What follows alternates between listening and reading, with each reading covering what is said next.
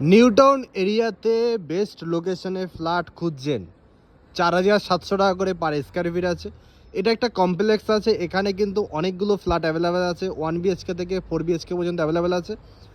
Ground ফ্লোরটা total হচ্ছে parking, total হচ্ছে একটা কমপ্লেক্স আছে একেবারে বিএসএফ ক্যাম্পের পাশে। এটা হচ্ছে BSF camp, New Town BSF camp.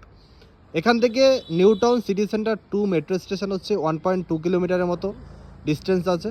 খুবই সুন্দর একটা লোকেশনে ফ্ল্যাটটা আছে।